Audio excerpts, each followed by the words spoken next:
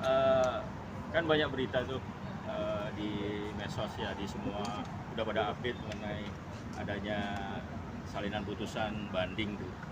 Jadi perlu aku informasikan bahwa sampai detik ini tuh pemberitahuan resmi dari pengadilan tuh belum ada. Makanya teman-teman yang kemarin berusaha menghubungi saya agak ragu ngomongnya karena saya nggak megang hitam di atas putihnya bahwa memang putusan itu sudah ada. Tapi is okay lah, dalam arti kata meskipun ada pemberitahuan melalui medsos dan mungkin bisa diakses di Mahkamah Agung atau bisa diakses di SIPP pengadilan, ya kurang lebih apa namanya putusannya seperti apa tuh aku tuh juga belum tahu gitu loh. Tapi kalau memang mirip dengan putusan di pengadilan agama, ya kalau saran dari saya untuk Virgon ya harus mengajukan kasasi gitu. Terus yang menjadi keberatan dari banyak netizen juga itu bisa saya jawab, tapi saya topiknya apa yang perlu saya jawab gitu loh.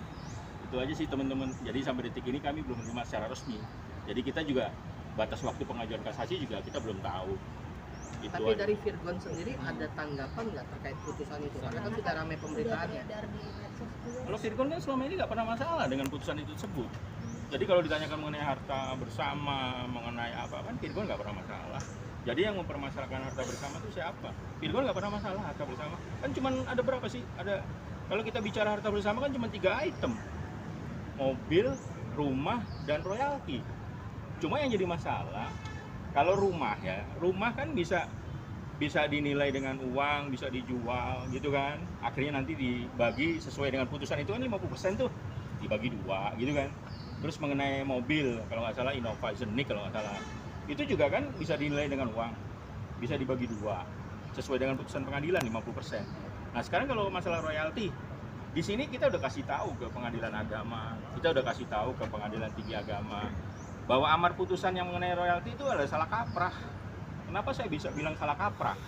Yang pertama judul lagunya ada yang salah, ya kan? Terus yang kedua mengenai publisher. DRM tuh bukan publisher. Coba aja tanya ke DRM, Digital Rantai Maya. Itu bukan publisher, tapi di situ kan disebut publisher. Sekarang kan putusan kalau kita bicara masalah hukum, itu harus ada kepastian hukum.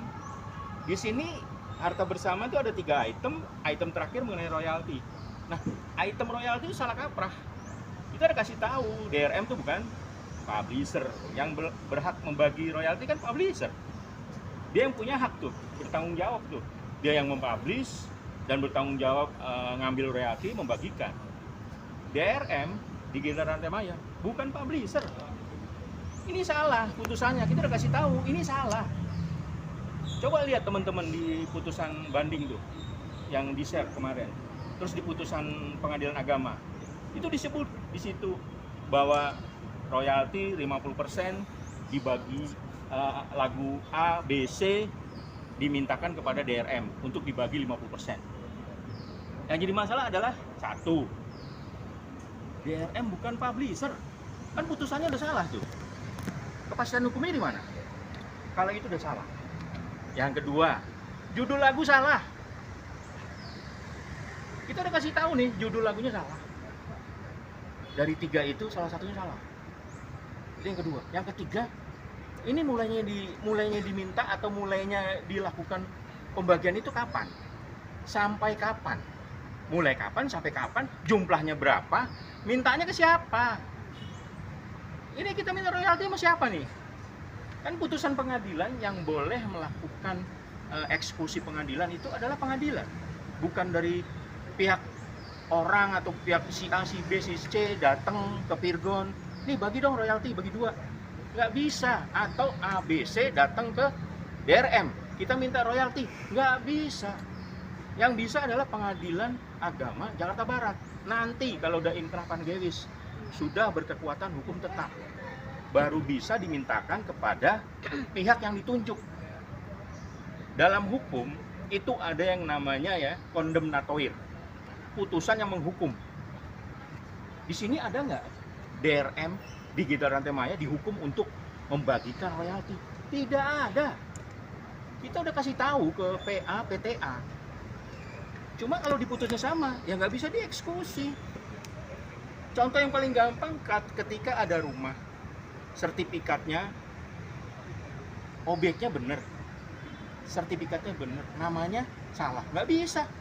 Sama seperti ini, kan disebut, kalau teman-teman kan pada punya tuh salinan putusannya, coba aja baca di 7.3 bahwa 50% royalti dibagikan.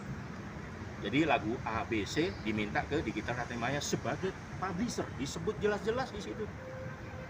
Nama lagu salah, Digital Ratemaya bukan publisher, salah. Mulainya kapan? Tidak ada. Endingnya kapan? Tidak ada.